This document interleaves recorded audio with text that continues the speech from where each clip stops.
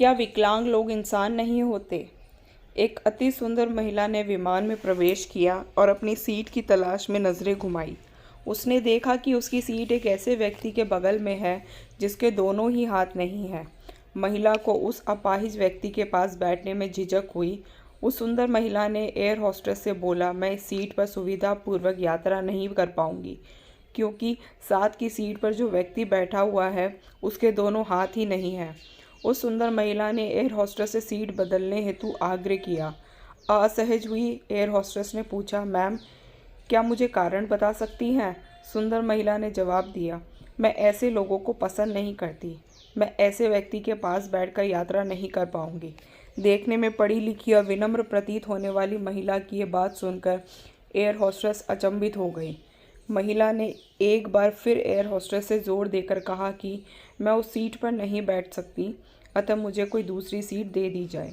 Air hostess ने खाली seat की तलाश में चारों ओर नज़र घुमाई, पर कोई भी सीट खाली नहीं दिखी। एयर होस्टेस ने महिला से कहा कि मैडम, इस इकॉनमी क्लास में कोई सीट खाली नहीं है, किंतु यात्रियों की सुविधा का ध्यान रखना हमारा दायित्व है, अतः मैं विमान के कप्तान से बात करती हूँ। कृपया तब तक थोड़ा धैर्य रखें। ऐसा कहकर होस्टेस कप्तान से बात करने चली गई। कुछ समय बाद लौटने के बाद उसने महिला को बताया, मैडम, आपको जो असुविधा हुई है उसके लिए बहुत खेद है। इस पूरे विमान में केवल एक सीट खाली है और वह प्रथम श्रेणी में है। मैंने हमारी टीम से बात की है और हमने एक असाधारण निर्णय लिया है। एक यात्री को इकॉनमी क्लास से प्रथम श्रेणी में भेजने का कार्य हमारी कंपनी के इतिहास में पहली बार हो रहा है।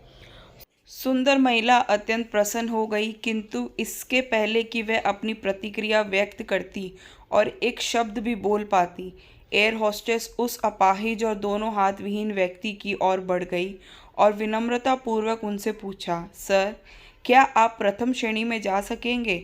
क्योंकि हम नहीं चाहते कि आप एक अशिष्ट यात्री के साथ यात्रा करके परेशान हो।